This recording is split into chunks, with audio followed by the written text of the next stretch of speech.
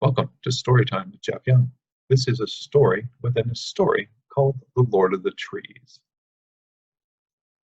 Have I ever told you, Ketchen began as he sought a place to sit on the edge of the rough plank porch. No, but you're gonna, ain't you? Interrupted Dommy, squatting down next to the rough old sailor, who chose that momentary interruption as the ideal time to catch a quick drink from his dented pewter tankard. Well, you think I ought to, huh? Ketchen replied, swinging his one good leg and stumped it ended just below his knee over the edge of the porch. Maybe I'm feeling a bit generous this mid-tide. Shall tell you of the days before I took service with your old man's ship as a cook. Do you think you could sit still long enough to hear about that now? Ketchen smiled as the young boy with his slightly grimy face and saw the imploring expression in his wide eyes. He knew that Dami would push back the moon itself in its stately journey to have enough time to hear one of his stories. What do you think I did before I signed on with your Dom? Ketchen asked, staring out across the waters of the river that rippled with the reflections of lamplight from this house and the nearby town. "You was a pirate for sure," Dommy crowed, and his eyes got bigger as he waited for Ketchen to confirm his guess. "I," Ketchen said with a dramatic pause, "was a woodchopper." Dommy stared at him quizzically, looking down at the water and then up at him again as a question if he'd heard correctly. Ketchen laughed, and putting his tankard down, held up his hands as if to forestall the inevitable, and then continued. "It was mid-tide, about 20 years ago, and I lived a ways up the coast, near Jada, in the woods not far off the town itself. As was the tradition, we farmers, herders, charcoalers, and woodcutters all came together with the good folk of the town to celebrate the end of winter and the beginning of spring at mid-tide. It was warm early that year, and we were, the whole lot of us, full of music and merry out under the stars until very late, and somewhat less in the way of wits than good sense would ordinarily allow. I decided I was off to my house before the coming of dawn. Well on the path that I had trod oh so many times before, I found myself seeing trees in places I could not remember, and couldn't find rocks or hills even where I expected them. And I must have been a fool enough to wander through most of the night, tripping over logs and into blackberry canes. Finally, I realized I wasn't just lost. I was pretty certain I had never been where I was. Well, common sense set in late, and I found what seemed a nice patch of grass and then curled up to sleep until dawn. I woke in the morning dew and chilled, and when I sat up, or attempted to, I found that all the strange things, my feet were staked to the ground, or at least that's what I thought. Not all of the fog that morning was in my head, and a good bit of it covered my surroundings, but I could see great gnarled roots that seemingly grown up and wrapped themselves around my ankles and calves. I pinched myself so hard to make sure that I was awake, noticing also that a small tree was even bent over my legs as if it had grown there. And this was terribly strange, for I only slept what felt like a few hours. My new woolen vest, which I apparently had twisted off at some point, lay beside me, and as I considered my predicament, I reached for it. And just then, a deep voice that sounded like the wind sighing through the branches of long dead trees startled me. "So, murderer, how does it feel to be bound?" it asked. "What manner of madman are you?" I cried, twisting about, looking for my accuser. "Desecrator of the dead, your very clothes smell of the deed." For now I was beginning to get frightened, for it's one thing to be lost, quite entirely to be lost and at the whim of some madman one cannot even see. What manner of a man are you that skulk in the shadows and speak outright such outright lies of me? And if you know me, as you imply, then you must be aware that none of what you say is the truth." I cried, all the while struggling desperately with the strange root bonds that seemed to only get tighter. And I cursed my luck at having ever left my axe at home.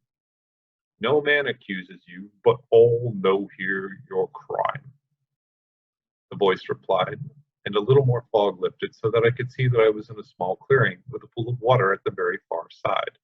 Between the pool and myself was an immense trunk of a tree that spanned almost half the distance. It was gnarled and twisted and seemed old enough to have existed since the very creation of the earth itself. The tree grew upwards so high that even as the fog began to lift, I could see no end to the huge branches that carried their cargo of leaves upward towards the now invisible sun. And I squinted at the apparition of this incredible tree, noting that ever so slowly, without even the slightest bit of wind, the lower branches of its mighty limbs were moving. and I drew a startled breath, considering the possibility that perhaps the madman was me staked to the forest floor. The voice came again from the monstrous tree. In your land, what do you do with dismemberers? Do you not make the punishment fit the crime? And with that, I felt an immense increase in pressure as the roots holding me slowly began to move away from each other, starting to drag my very feet apart. And I gasped and cried out, Surely you are the Lord of all trees, O Great One. That, it replied, is perhaps even something the blind might not mistake. Are you going to be so wearisome and attempt to plead your case now? For surely you can see your offense. Well, you're a bright lad, Dummy. Do you not see that the father of all trees was getting at? And maybe if I was a woodcutter, then perhaps I had done all of those horrible things. For after all, trees are living things. And even if one had never spoken to me before, perhaps I'd never listened first before swinging my axe. I was quite literally in a tight spot, and if all that I thought were the case, then I was as guilty as charged. The clouds parted enough to let the sun through so that I felt its warmth on my face. I realized it was high time that I used my wits and my ever-sharp tongue. I think I'm only hearing the sound of the breeze passing through your branches, Lord. It must also be the might of the wind that sways them, for surely you do not move on your own. Fool, some small proof for you then, for I am older and much stronger than any wind that has ever swept this land. The ancient voice bellowed, and with agonizing slowness, the terrific bulk of the tree began to move toward me. The giant roots, thicker than my whole body, crawled about the surface of the clearing, shredding the calm, grassy surface as the lord of the tree pulled its tremendous bulk along the ground. And now you must think I was a fool to provoke this monster, for now I'd gone from being pulled limb to limb to being possibly crushed beneath the immensity of this huge tree. But stay, I had a plan. I will bury you under me, little man, and your bones will only make me stronger. Stop, come no closer, for I have something more mighty than even you, and would spare you its harm. I cried, plucking a strand of grass and holding it before me. It must have thought me mad, and continued its slow progress forward, all the while its deep laughter rumbling through the clearing. As his arboreal majesty grew nearer, I held up the blade of grass with a single drop of dew on its end, and focused the light through it onto my woolen vest. What are you going to do? Put on your vest before you fight me with your sword of grass? The monster chortled.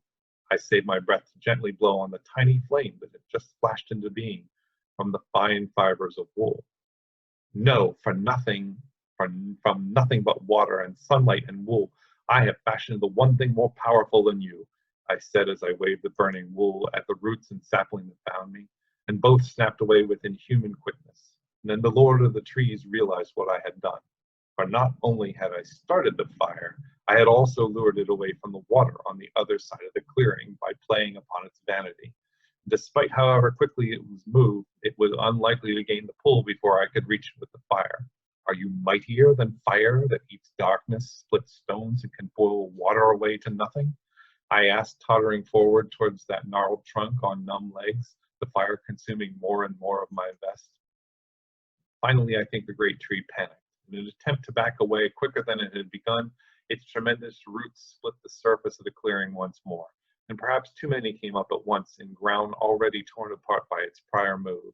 But the Lord of the Trees, its immense branches flailing as if a hurricane wind, slowly began to topple over backwards, and I did not stay to see it fall. I threw the remainder of my vest on the ground before me, stamping it out before I ran. And a few steps later, I felt the ground move under my feet with the impact of the Lord of Trees. Picking me up from where I had fallen, I threw myself forward as if Uncle Dirtnap himself were racing me home. And without a clue as to my destination, I ran all the way to the nearest river, where I hailed down a boat. That very boat just happened to be your father's, and since then, I have never set foot in a woods again. Ketchen sighed and picked up his tankard for another swallow. And when he looked back at Dommy, the little boy was still in shock, his mouth a round O of surprise. Here, stop that. You'll be catching moths if you keep your mouth open like that all night. Dommy broke into a broad grin, and then, grasping the porch post, Ketchen pulled himself up to his foot. He accepted the tankard Domi picked up for him with one hand, while sliding his crutch under the other shoulder.